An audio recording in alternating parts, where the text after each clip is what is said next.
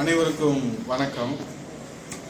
இன்றைக்கு தமிழ்நாட்டினுடைய நிர்வாகம் எப்படி ஒவ்வொரு நாளும் பின்தங்கிக் கொண்டே செல்கிறது என்பதை நாம் பார்க்கிற போது, இன்றைக்கு இருக்கக்கூடிய நிர்வாக திறனற்ற திராவிட முன்னேற்ற கழகத்துடைய அரசு இதற்கு என்ன பதில் கூறப் போகிறது என்று நாம் விவாதிக்கின்றோம். 2021ஆம் ஆண்டு முதல் திமுக ஆட்சி காலத்தில் அதிகரித்த கடன் சுமையை நாம் பார்க்கிறோம். ஒரு புறத்தில் எந்த விதமான வளர்ச்சி திட்டங்களும் நடைபெறவில்லை. புரட்சித் தலைவி அம்மாவுடைய ஆட்சி காலத்தில் கொடுக்கப்பட்ட புரட்சித் தலைவி எடப்பாடியார் அவர்களால் தொடர்ந்து வழங்கப்பட்ட மடிக்கணினி திட்டம் ரத்து செய்யப்பட்டிருக்கிறது. குடிமராமத்து திட்டம் ரத்து செய்யப்பட்டிருக்கிறது. விலையில்லா ஆடு மாடுகள் வழங்குகிற திட்டம் ரத்து செய்யப்பட்டிருக்கிறது. 2000 அம்மா மினி கிளினிக்கை ரத்து செய்திருக்கிறார்கள். அம்மா உணவகத்தை இன்றைக்கு ஒட்டுமொத்தமாக மூடுகிற நிலைக்கு கொண்டு வந்து விட்டார்கள். ஏறத்தாழ 17 மருத்துவக் கல்லூரிகளை புரட்சித் தலைவர் ஐயா எடப்பாடியாருடைய ஆட்சி காலத்திலும் அம்மாவுடைய ஆட்சி காலத்திலும் கொண்டு வரப்பட்டது.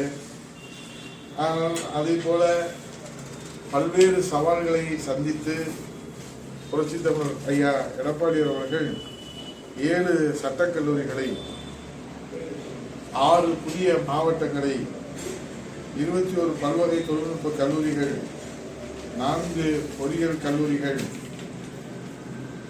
40 கலை மற்றும் அறிவியல் கல்லூரிகள், ஏறத்தாழ ஆசியாவிலே மிகப்பெரிய ஒருங்கிணைந்த கால்நடை ஆராய்ச்சி பூங்கா, 1102 ஏக்கரிலே 1203 கோடியிலே புதிதாக 248 தொடக்கப்பள்ளிகள், 117 தொடக்கப்பள்ளிகளை நடுநிலைப் பள்ளிகளாக தரம் உயர்வு, 1073 நடுநிலைப் பள்ளிகள் உயர்நிலைப் பள்ளிகளாக தரம் உயர்வு, 604 உயர்நிலைப் பள்ளிகள் மேல்நிலைப் பள்ளிகளாக தரம் உயர்வு, மின் உற்பத்தி நிறுவுதிறன் 32,143 மெகாவாட்டாக உயர்ந்து தமிழகம் தொடர்ந்து மின்மிகை மாநிலம்.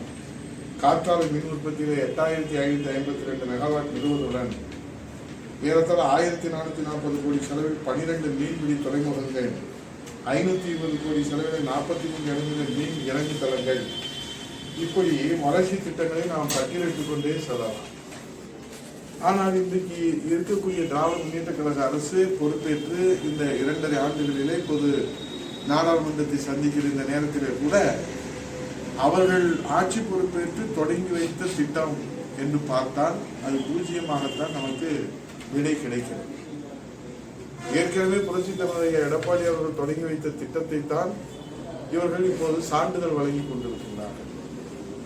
இன்றைக்கு நாம் பார்க்கின்றோம் 2021-22 கடன் 5,18,796 கோடி, 2022-23 கடன் 6,30,000 கோடி, 2023-24 கடன் 7,28,000 கோடி. புரட்சித் தலைவர் ஐயா எடப்பாடியாரும் புரட்சித் தலைவி இதய தெய்வம் அம்மா அவர்களுடைய ஆட்சி காலத்திலே 10 வருட காலத்திலே வாங்கிய கடன், நன்றாக நாம் இதை நினைவில் வைத்துக் கொள்ள வேண்டும், 3,53,561 கோடி. ஆட்சிக்கு வந்த 2 வருட காலத்திலே திமுக வாங்கியிருக்கும் கடன் 2,72,000 கோடி.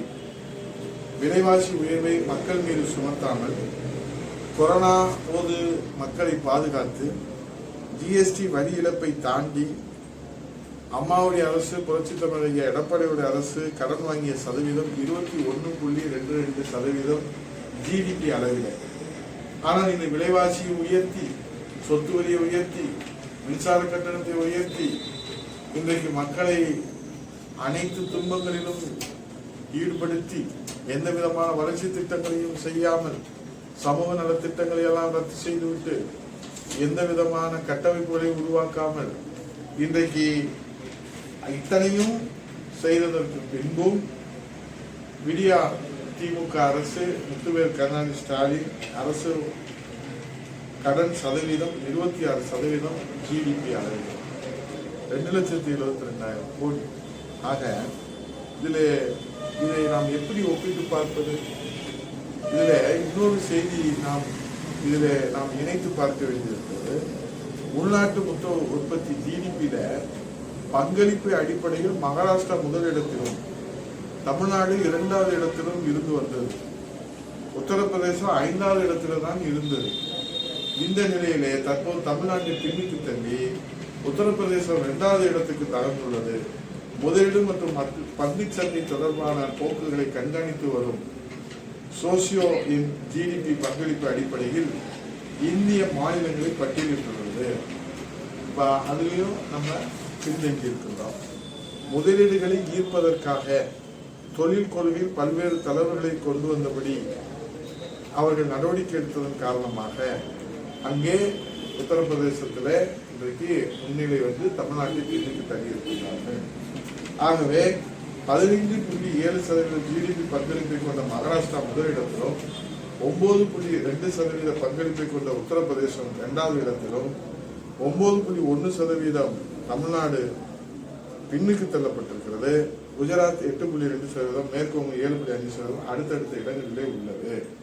ஆகவே இதையெல்லாம் இந்த முதல்வர் கவனத்திலே கொள்ளாமல் ஏற்கனவே ஒரு புறத்திலே வளர்ச்சி திட்டங்கள் இன்றைக்கு 100% மக்களுக்கு சென்றடையாமல் அந்த திட்டங்கள் எல்லாம் மக்களுக்கு வரவேற்பு பெற்ற திட்டங்கள், வளர்ச்சி திட்டங்கள், முன்னோடி திட்டங்கள், தொலைநோக்கு திட்டங்கள், புரட்சித் தலைவர் அம்மா தொடங்கி வைத்த திட்டங்கள், புரட்சித் தலைவர் எடப்பாடி தொடங்கி வைத்த திட்டங்கள், அரசியல் காழ்ப்புணர்ச்சியோடு இந்த திட்டங்கள் ரத்து செய்யப்பட்டது. ஒரு புறத்திலே மிகப்பெரிய அளவிலே இந்த மக்களுக்கு ஒரு தாக்குதலை இந்த அரசு கொடுத்திருக்கிறது. இன்னொரு புறத்திலே விவசாயிகளுக்கு எந்த நிவாரணம் வழங்குவதில்லை, அவர்களை கண்டுகொள்வதும் இல்லை, இழப்பீடுகளை பெற்றுத் தருவதும் இல்லை, அவர்களுக்கு இருபுற மானியம் தருவதும் இல்லை, விவசாயத்தை ஊக்குவிப்பதற்கான நடவடிக்கை இல்லை. இன்னொரு புறத்துல மின்சார கட்டண உயர்வு, குடிநீர் வரி உயர்வு, சாக்கடை வரி உயர்வு, சொத்து வரி உயர்வு, விலைவாசி உயர்வு, இன்னொரு புறத்திலே தாக்குதல். ஆக இந்த மும்முனை தாக்குதலை இந்த மக்கள் அல்லோலப்பட்டுக் கொண்டிருப்பது வேதனையின் உச்சமாக இருக்கிறது. இதுல நாளைக்கு அவர்கள் உலக முதலீட்டு மாநாட்டை நாங்கள் நடத்த போகிறோம் என்று விளம்பரம் தேடுகிறார். இது விளம்பர வெளிச்சத்தால் நடைபெறுகிற ஒரு அரசாகத்தான் இருக்கிறது தவிர அடித்தளம் இன்றைக்கு ஆட்டம் கொண்டு இருக்கிறது. அதை சீர் செய்வதற்கு ஆக்கப்பூர்வமான நடவடிக்கைகளை இவர்கள் எடுக்கக்கூடிய மனநிலையில் இருக்கிறார்களா என்பதை நாம் பார்க்கிறோம். இன்றைக்கு இந்த உலக முதலீட்டு மாநாடுகளில் அறிஞர் பெருமக்களை அழைத்து வருவது, முதலீட்டாளர்களை அழைத்து வருவது, அவர்கள் ஒரு அரசு அழைக்கிற போது வருவது ஒன்றும் பெரிதல்ல, அவர்கள் வருவார்கள். ஆனால் இன்றைய தமிழ்நாட்டினுடைய சூழ்நிலையை அவர்கள் புரிந்து வைத்திருக்கிற காரணத்தினாலே, இங்க இருக்கக்கூடிய நெருக்கடிகளுடைய காரணத்தினாலே சட்டம் ஒழுங்கு இன்றைக்கு கேள்விக்குறியாக இருக்கிறது. அடிப்படை கட்டமைப்புகள் இல்லை. ஆகவே இந்த சூழ்நிலையெல்லாம் கருத்திலே கொண்டு அவர்கள் இன்றைக்கு இந்த உலக முதலீட்டு மாநாட்டை ஒரு விளம்பரத்திற்காக செய்யக்கூடிய ஒரு சூழலை நாம் பார்க்கிறோம். புரட்சித் தலைவர் அம்மா அவர்கள் நடத்தினார்கள், புரட்சித் தலைவர் எடப்பாடி அவர்கள் நடத்தி காட்டினார்கள். வெளிநாடுகளுக்கு முதலமைச்சரை நேரடியாக சென்று யாதும் ஊரே யாவரும் கேள்வி என்ற அடிப்படையில இந்த யாதும் ஊரே என்கின்ற அந்த வரலாற்று சிறப்புமிக்க புரட்சிகரமான திட்டத்தின் மூலமாக முதலீடுகள் ஈர்க்கப்பட்டதையெல்லாம் இங்கே நாம் நினைவு கூறத்தக்க வகையில் இதையெல்லாம் மூடி மறைக்க முடியாது. இது வரலாறு, இது புரட்சிகரமான வரலாறு. இந்த வரலாறுகளை எல்லாம் நீங்கள் மறைக்க முடியாது. இந்த வரலாறுகளை நாம் முக்கியமாக திரும்பி பார்க்க வேண்டும். உலக முதலீட்டாளர்கள் 2019 மூலமாக ரூபாய் 3,05,000 கோடி அளவிலான முதலீடுகள் ஈர்க்கப்பட்டன. இதன் மூலமாக 10 லட்சம் நபர்களுக்கு வேலைவாய்ப்பு கிடைத்தது. உலக முதலீட்டாளர் மாநாடு 2019க்கு பிறகு 79 புரிந்துணர்வு ஒப்பந்தங்கள் போடப்பட்டு ரூபாய் 52,069 கோடி முதலீடுகள் ஈர்க்கப்பட்டன. இதன் மூலமாக 1,24,829 நபர்களுக்கு புதிய வேலைவாய்ப்பு கிடைக்க புரட்சித் தலைவர் எடப்பாடி அவர்கள் ஏற்பாடு செய்தார்கள். வெளிநாடு பயணத்தின் போது பல்வேறு வெளிநாடுகளில் 41 புரிந்துணர்வு ஒப்பந்தங்கள் மூலம் 8,835 கோடி தொழில் முதலீடுகள், 35,520 புதிய வேலைவாய்ப்புகள். தமிழ்நாட்டில் தொழில் தொடங்க முன்வரும் வெளிநாடு வாழ் தமிழ் மக்களை வரவேற்க யாதும் ஊரே என்கிற ஒரு மகத்தான புரட்சிகரமான திட்டம். கொரோனா தொற்று காலத்திலே கூட தொழில் முதலீடுகளை ஈர்ப்பதிலே தமிழ்நாடு முதன்மை மாநிலமாக விளங்கியது என்பதை, அந்த வரலாற்றை உருவாக்கிய புரட்சித் தலைவர் எடப்பாடி அவர்கள் செய்திருக்கிற புரட்சியை எவராலும் மறைக்க முடியாது. ஆகவே இதையெல்லாம் இன்றைக்கு இந்த அரசு இன்றைக்கு மூடி மறைக்க நினைத்தால் அது இந்த அரசுக்கு தோல்வியைத்தான் தருமை தருவர. ஆகவே புரட்சித் தலைவர் எடப்பாடி அவர்கள் இந்த தாய் தமிழ்நாட்டை, அன்னை தமிழ்நாட்டை முதன்மை மாநிலமாக அம்மா காட்டிய வழியிலே, இதையிலேயும் புரட்சித் தலைவர் அம்மா காட்டிய வழியிலே அவருடைய தன்னுடைய அயராத உழைப்பான். இதில் நமக்கு ஆச்சரியம் என்னவென்று சொன்னால், எந்த தொழில் முதலீடுகளும் வரவில்லை, ஆனால் வந்ததை போல காட்டுகிறது. விலைவாசி உயர்வு விண்ணை முற்றளவில் உயர்ந்திருக்கிறது, மக்கள் கண்ணீர் வடிக்கின்றார்கள். ஆனால் அதை வெளியே கொண்டு வருவதிலே, பல்வேறு அந்த மக்களுடைய கவனத்திலே கொண்டு வருவதிலே பல தடைகளை திட்டமிட்டு இந்த அரசு செய்கிறது. அதே போன்று நாம் பார்க்கிறோம், இன்னொரு புறத்திலே சொத்து வரி உயர்வு, மின்சார கட்டண உயர்வு, இதையெல்லாம் இந்த அரசு ஏதோ ஒரு வகையிலே நியாயப்படுத்துகிற வகையிலே விளம்பரப்படுத்தி அவர்கள் தங்களை முன்னிலைப்படுத்திக் கொண்டே செல்கிறார்கள் தவிர உண்மையான அடித்தளத்தை சரி செய்து சீர் செய்து இந்த நடவடிக்கைகளை எடுத்திருக்கிறார்கள் என்பதை மக்கள் சிந்தித்து பார்க்க வேண்டும்.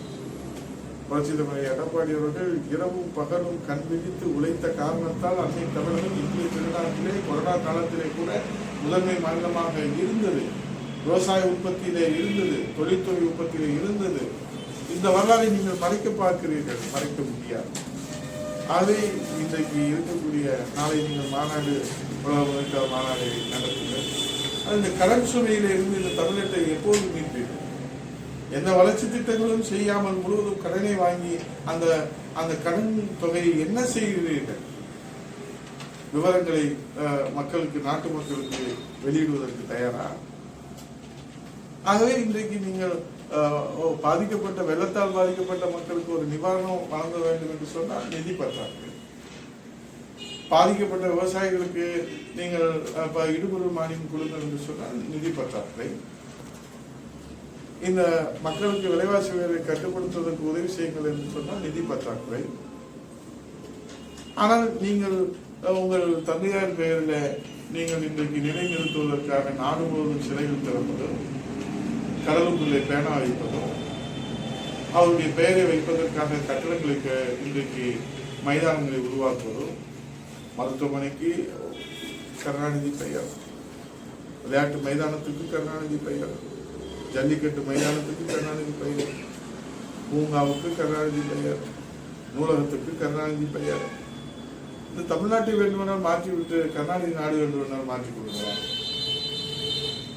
இது எந்த வகையில் நியாயம் என்பதுதான் இந்த தமிழ்நாட்டு மக்களுடைய கேள்வியாக இருக்கிறது.